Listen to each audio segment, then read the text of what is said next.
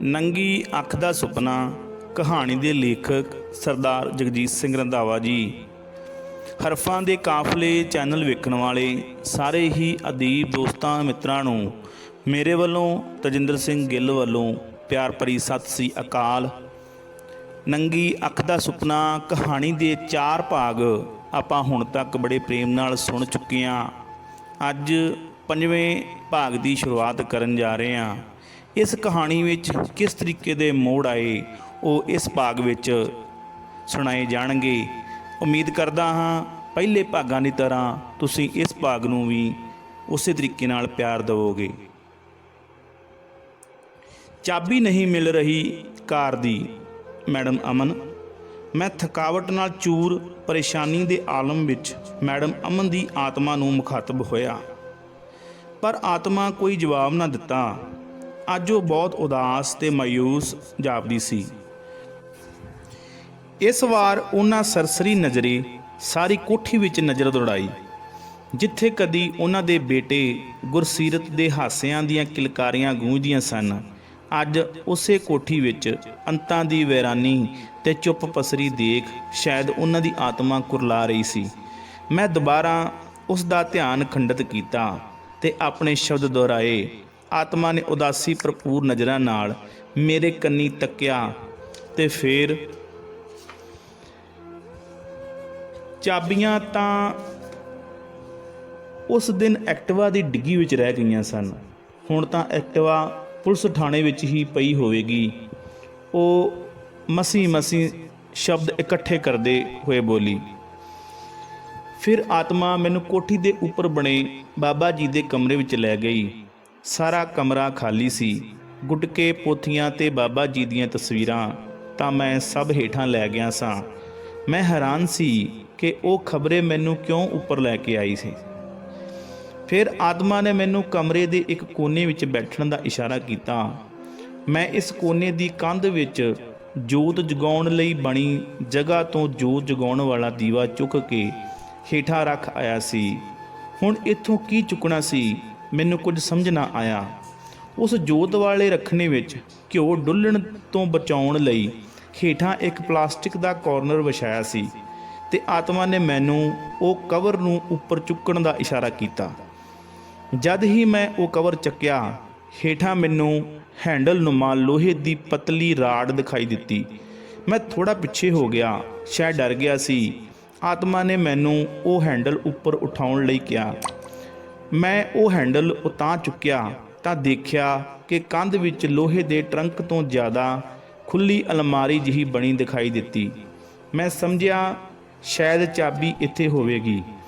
फिर मैं ज्यों ही उस रखने विच हथ पाया तां चमड़े दे बैग दीयां तणियां मेरे हथ लगियां। मैं उस बैग नूं बाहर कढ लिया ते उस संदूक फिर तो बंद कर दिता। फिर आत्मा ने मैनू वो बैग खोलण लई कहा। जद मैं वो बैग खोलिया तो अखां अड्डियां दियां अड्डियां ही रह गईयां। उपरला सा उपर ते हेठला हेठां रह गया। 2000 रुपए दे नोटां नाल बैग तुन्न के भरिया होया सी।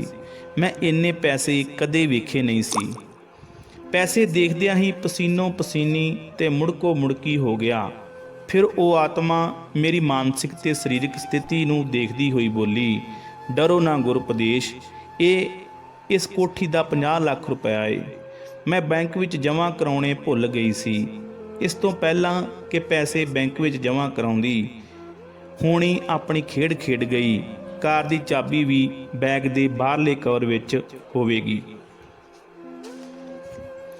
मैं बैग दी बाहरली जिप खोली। कार दी चाबी सचमुच इस बाहरले कॉर्नर विच ही सी। मैं कुछ बोलण ही लगा सी कि वो आत्मा बोल पई, गुरउपदेश जो मैं हुण कहण जा रही हाँ उस ते अमल करना। मैनू धर्मराज दी कचहरीओं यही हुक्म होया है कि ये पैसे मेरे हसबैंड ने अपने पिछले जन्म विच गुरु घर दी गोलक चों चुराए सन। वो गुरु घर विचों जिस दे तुसीं प्रधान सी। गुरुद्वारे दी वेची हुई जमीन दे पैसे सन। प्रधान साहब ये पैसे बैंक में जमा कराउण लई बैंक जा रहे सन कि रस्ते विच कुछ लुटेरियां ने उन्हां नूं लुट के उन्हां दा कतल कर दिता। ਬਸ ਇਹ ਉਹੀ ਪੈਸੇ ਹਨ ਜੋ ਮੈਂ ਆਪ ਜੀ ਦੇ ਸਪੁਰਦ ਕਰਨੇ ਸਨ। ਮੈਡਮ ਅਮਨ ਦੀ ਆਤਮਾ ਕੀ ਬੋਲੀ ਜਾ ਰਹੀ ਸੀ, ਕੁਝ ਸਮਝ ਨਹੀਂ ਸੀ ਆ ਰਿਹਾ। ਮੈਨੂੰ ਇੰਜ ਲੱਗਿਆ ਜਿਵੇਂ ਇਹ ਸੁਪਨਾ ਹੀ ਹੋਵੇ। ਮੈਂ ਪਿਛਲੇ ਜਨਮ ਵਿੱਚ ਗੁਰਦੁਆਰੇ ਦਾ ਪ੍ਰਧਾਨ, 50 ਲੱਖ ਰੁਪਇਆ, ਕੁਝ ਯਕੀਨ ਨਹੀਂ ਸੀ ਆ ਰਿਹਾ। ਆਤਮਾ ਮੈਨੂੰ ਫੇਰ ਸੰਬੋਧਨ ਹੋਈ, ਗੁਰਉਪਦੇਸ਼, ਇਹ ਪੈਸਾ ਤੁਸੀਂ ਆਪਣੀ ਨਿੱਜੀ ਲੋੜਾਂ ਲਈ ਨਹੀਂ ਖਰਚ ਸਕੋਗੇ। ਇਹ ਪੈਸਾ ਗਰੀਬਾਂ, ਮਜਲੂਮਾਂ, ਬੇਸਹਾਰਾ, ਲੋੜਵੰਦਾਂ ਦੀ ਮਦਦ ਲਈ ਖਰਚੋਗੇ। ਇਹ ਸਖਤ ਤਾੜਨਾ ਕੀਤੀ ਗਈ ਹੈ, ਪਰ ਮੈਨੂੰ ਉਮੀਦ ਹੈ ਤੁਸੀਂ ਮੇਰੀ ਗੱਲ ਮੰਨੋਗੇ। ਬੈਂਕ ਜਾਂਦੇ ਸਮੇਂ ਤੁਸੀਂ ਜਿਸ ਕਾਰ ਤੇ ਜਾ ਰਹੇ ਸੀ, ਉਹ ਕਾਰ ਤੁਸੀਂ ਆਪਣੀ 10 ਨੌਹਾਂ ਦੀ ਕਿਰਤ ਕਮਾਈ ਨਾਲ ਖਰੀਦੀ ਸੀ। ਇਸ ਕਾਰ ਉੱਪਰ ਤੁਹਾਡਾ ਪੂਰਾ ਹੱਕ ਹੈ। ਇਹ ਕਾਰ ਤੁਸੀਂ ਆਪਣੀ ਨਿੱਜੀ ਵਰਤੋਂ ਲਈ ਵਰਤ ਸਕਦੇ ਹੋ। ਇਹ ਕਾਰ ਵੀ ਤੁਹਾਨੂੰ ਹੀ ਲੈ ਕੇ ਜਾਣੀ ਹੋਵੇਗੀ, ਪਰ ਕਾਰ ਤਾਂ ਤੁਹਾਡੇ ਨਾਂ ਹੋਵੇਗੀ ਨਾ। ਨਹੀਂ ਗੁਰਉਪਦੇਸ਼, ਤੁਸੀਂ ਕਾਰ ਦੀ ਆਰਸੀ ਚੈੱਕ ਕਰਨਾ, ਉੱਪਰ ਤੁਹਾਡਾ ਹੀ ਨਾਂ ਹੋਵੇਗਾ। ਇਹ ਉਸ ਮਾਲਕ ਦੀਆਂ ਖੇਡਾਂ ਨੇ, ਇਹ ਤਾਂ ਬਸ ਉਹੀ ਜਾਣਦਾ। ਮੈਂ ਤਾਂ ਬਸ ਇਹ ਕੀ ਵਰਤਾਰਾ ਹੋ ਰਿਹਾ ਸੀ ਜਾਂ ਮੇਰੇ ਨਾਲ ਕੀ ਭਾਣਾ ਵਾਪਰਿਆ ਸੀ। ਮੈਂ ਉਸ ਸਮੇਂ ਇੱਕ ਮੂਕ ਦਰਸ਼ਕ ਬਣ ਸਭ ਕੁਝ ਸੁਣ ਤੇ ਵੇਖ ਰਿਹਾ ਸੀ। ਉਸ ਸਮੇਂ ਮੇਰੇ ਮੁੱਖੋਂ ਗੁਰਬਾਣੀ ਦੀਆਂ ਇਹੀ ਤੁਕਾਂ ਨਿਕਲੀਆਂ, ਹੁਕਮੇ ਅੰਦਰ ਸਭ ਕੋ, ਬਾਹਰ ਹੁਕਮ ਨਾ ਕੋਏ। ਫਿਰ ਆਤਮਾ ਮੈਨੂੰ ਸੰਬੋਧਨ ਹੋਈ, ਗੈਰਜ ਵਿੱਚੋਂ ਜਲਦੀ ਜਲਦੀ ਕਾਰ ਕੱਢੋ, ਮੈਡਮ ਸਿਮਰਨ ਦੇ ਘਰ ਜਾਣਾ ਏ। ਪਰ ਇਹਨਾਂ ਪੈਸਿਆਂ ਬਾਰੇ ਸਿਮਰਨ ਜਾਂ ਕਿਸੇ ਹੋਰ ਨਾਲ ਗੱਲ ਨਹੀਂ ਕਰਨੀ, ਭੁੱਲ ਕੇ ਵੀ ਨਹੀਂ ਕਰਨੀ। ਮੈਂ ਕਾਲੀ ਕਾਲੀ ਉਹ ਬੈਗ ਸਮੇਟਿਆ ਤੇ ਆਤਮਾ ਦੇ ਪਿੱਛੇ ਪਿੱਛੇ ਹੋ ਤੁਰਿਆ। ਸਾਡੀ ਕੋਠੀ ਦੇ ਦਰਵਾਜ਼ੇ ਬੰਦ ਕਰਨ ਤੋਂ ਬਾਅਦ ਮੈਂ ਕਾਰ ਗੈਰੇਜ ਤੋਂ ਬਾਹਰ ਕੱਢ ਗਲੀ ਵਿੱਚ ਖੜੀ ਕਰ ਦਿੱਤੀ। ਕੋਠੀ ਦਾ ਮੇਨ ਗੇਟ ਬੰਦ ਕਰਨ ਹੀ ਲੱਗਾ ਸੀ ਕਿ ਆਤਮਾ ਨੇ ਗੇਟ ਬੰਦ ਨਾ ਕਰਨ ਦਾ ਇਸ਼ਾਰਾ ਕੀਤਾ। ਮੈਂ ਰੁਕ ਗਿਆ। ਉਹ ਦੁਬਾਰਾ ਕੋਠੀ ਅੰਦਰ ਗਈ। ਮੈਂ ਉੱਥੇ ਗਲੀ ਵਿੱਚ ਹੀ ਅਡੋਲ ਖੜਾ ਰਿਹਾ। ਮੈਨੂੰ ਇੰਜ ਲੱਗਿਆ ਜਿਵੇਂ ਕੋਈ ਅਲਵਿਦਾ ਕਹਿਣ ਤੋਂ ਪਹਿਲਾਂ ਆਪਣੀ ਪਿਆਰੀ ਸ਼ੈ ਜਾਂ ਮਿੱਤਰ ਤੋਂ ਵਿਛੜਦਾ ਹੈ। ਸ਼ਾਇਦ ਉਸ ਸਮੇਂ ਇਸ ਤਰ੍ਹਾਂ ਹੀ ਮਹਿਸੂਸ ਹੁੰਦਾ ਹੋਵੇਗਾ ਜਿਵੇਂ ਉਹ ਆਤਮਾ ਮਹਿਸੂਸ ਕਰ ਰਹੀ ਹੋਵੇਗੀ। 5 ਕੁ ਮਿੰਟ ਬਾਅਦ ਜਦ ਉਹ ਆਤਮਾ ਫਿਰ ਮੇਰੇ ਰੂਬਰੂ ਹੋਈ ਤਾਂ ਮੈਂ ਦੇਖਿਆ ਜਿਵੇਂ ਉਹ ਅੰਦਰੋਂ ਅੰਦਰੀ ਰੋਂਦੇ ਹੋਏ ਹੀ ਬਾਹਰ ਨਿਕਲੇ ਹੋਣ। ਅਥਰੂਆਂ ਨਾਲ ਭਿੱਜੀ ਪਲਕਾਂ ਇਹ ਗੱਲ ਦੀ ਗਵਾਹੀ ਭਰ ਰਹੀਆਂ ਸਨ। ਫਿਰ ਮੈਨੂੰ ਗੇਟ ਬੰਦ ਕਰ ਚਾਬੀ ਅੰਦਰ ਸੁੱਟਣ ਲਈ ਕਿਹਾ। ਮੈਂ ਕੋਠੀ ਦਾ ਮੇਨ ਗੇਟ ਬੰਦ ਕਰ ਚਾਬੀ ਕੋਠੀ ਦੇ ਅੰਦਰ ਸੁੱਟ ਦਿੱਤੀ। ਮੇਰੇ ਮਨ ਵਿੱਚ ਅਚਾਨਕ ਹੀ ਖਿਆਲ ਆਇਆ ਕਿ ਨਵੇਂ ਮਕਾਨ ਮਾਲਕ ਕੱਲ੍ਹ ਨੂੰ ਗੇਟ ਕਿਵੇਂ ਖੋਲ੍ਹਣਗੇ। ਪਰ ਮੇਰਾ ਤੌਖਲਾ ਭਾਪਦਿਆਂ ਆਤਮਾ ਫਿਰ ਬੋਲੀ, ਤੁਸੀਂ ਚਿੰਤਾ ਨਾ ਕਰੋ ਗੁਰਉਪਦੇਸ਼, ਗੇਟ ਖੁੱਲ੍ਹ ਜਾਵੇਗਾ। ਕੋਠੀ ਦੇ ਸੌਦੇ ਵਾਲੇ ਦਿਨ ਮੈਂ ਮੇਨ ਗੇਟ ਦੀ ਦੂਸਰੀ ਚਾਬੀ ਉਹਨਾਂ ਨੂੰ ਦੇ ਦਿੱਤੀ ਸੀ। ਮੈਂ ਫਿਰ ਹੈਰਾਨ ਹੋ ਗਿਆ ਕਿ ਕੋਈ ਕਿਸ ਤਰ੍ਹਾਂ ਸਭ ਅਗਾਊਂ ਪਲੈਨਿੰਗ ਕਰ ਸਕਦਾ ਹੈ। ਕਰਨ ਵਾਲਾ ਉਹ ਇੱਕ ਹੀ ਨਿਰੰਕਾਰ ਹੈ। ਮਨੁੱਖ ਤਾਂ ਉਸ ਦੇ ਹੱਥਾਂ ਦੀ ਕਠਪੁਤਲੀ ਹੈ। ਕਹਿੰਦੇ ਹਨ ਕਿ ਉਸ ਦੇ ਹੁਕਮ ਤੋਂ ਬਿਨਾਂ ਪੱਤਾ ਨਹੀਂ ਹਿਲਦਾ। ਸੱਚਮੁੱਚ ਹੀ ਉਹ ਤਾਂ ਵਾਹਿਗੁਰੂ ਹੈ। ਕਰੇ ਕਰਾਵੇ ਆਪੇ ਆਪ, ਮਾਨਸ ਕੇ ਕਿਛ ਨਾਹੀ ਹਾਥ। ਧੰਨ ਵਾਹਿਗੁਰੂ, ਪਿਆਰਾ ਵਾਹਿਗੁਰੂ, ਮੇਰਾ ਵਾਹਿਗੁਰੂ ਹੈ। ਫਿਰ ਉਸ ਆਤਮਾ ਨੇ ਮੇਰੇ ਮੋਢੇ 'ਤੇ ਹੱਥ ਧਰਿਆ ਤੇ ਮੈਨੂੰ ਕਾਰ ਤੋਰਨ ਦੀ ਤਾਕੀਦ ਕੀਤੀ। ਮੈਂ ਜਲਦੀ ਜਲਦੀ ਕਾਰ ਵਿੱਚ ਬੈਠ ਗਿਆ। ਸਭ ਤੋਂ ਪਹਿਲਾਂ ਕਾਰ ਸਟਾਰਟ ਕਰਕੇ ਮੈਂ ਗੱਡੀ ਦੀ ਆਰਸੀ ਹੀ ਚੈੱਕ ਕੀਤੀ। ਆਰਸੀ ਉੱਪਰ ਸੱਚਮੁੱਚ ਮੇਰਾ ਹੀ ਨਾਂ ਸੀ। ਪਰ ਇਹ ਕਿਸ ਤਰ੍ਹਾਂ ਹੋ ਸਕਦਾ ਸੀ ਜਾਂ ਕਿਸ ਤਰ੍ਹਾਂ ਹੋ ਗਿਆ।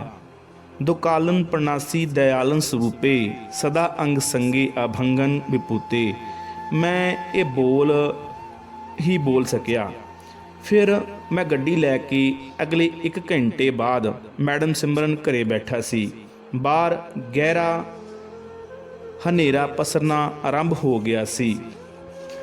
ਮੈਡਮ ਸਿਮਰਨ ਘਰੇ ਰਾਤ ਦਾ ਖਾਣਾ ਖਾਣ ਤੋਂ ਬਾਅਦ ਮੈਂ ਉਹਨਾਂ ਤੋਂ ਰੁਖਸਤੀ ਲਈ ਤੇ ਪਿੰਡ ਨੂੰ ਰਵਾਨਾ ਹੋਣ ਹੀ ਲੱਗਾ ਸੀ ਕਿ ਮੈਡਮ ਅਮਨ ਦੀ ਆਤਮਾ ਨੇ ਮੈਡਮ ਸਿਮਰਨ ਦਾ ਧੰਨਵਾਦ ਕਰਨ ਲਈ ਕਿਹਾ।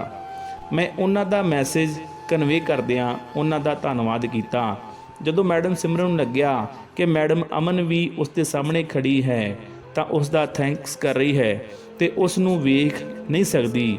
ਅਜਿਹੀ ਸਥਿਤੀ ਵਿੱਚ ਉਹ ਉੱਚੀ ਉੱਚੀ ਰੋਣ ਲੱਗ ਪਏ। ਇਸ ਕਹਾਣੀ ਦੇ ਵਿੱਚ ਅੱਗੇ ਕੀ ਹੋਇਆ ਉਹ ਆਪਾਂ ਅਗਲੇ ਭਾਗ ਦੇ ਵਿੱਚ ਸੁਣਾਂਗੇ। ਹੁਣ ਤੱਕ 5 ਭਾਗਾਂ ਨੂੰ ਸੁਣਨ ਲਈ ਅਤੇ ਇਹਨੂੰ ਅਥਾਹ ਪਿਆਰ ਦੇਣ ਲਈ ਤੁਹਾਡਾ ਦਿਲੋਂ ਰਿਣੀ ਹਾਂ ਅਤੇ ਬਹੁਤ ਹੀ ਧੰਨਵਾਦੀ ਹਾਂ ਕਿ ਤੁਸੀਂ ਇਸ ਕਹਾਣੀ ਨੂੰ ਮਣਾ ਮੁਹੀ ਪਿਆਰ ਦੇ ਕੇ ਨਿਵਾਜ ਰਹੇ ਹੋ। ਆਪ ਸਭ ਦਾ ਬਹੁਤ ਬਹੁਤ ਧੰਨਵਾਦ ਕਰਦਾ ਹਾਂ। ਰੱਬ ਰਾਖਾ। ਸਤਿ ਸ੍ਰੀ ਅਕਾਲ।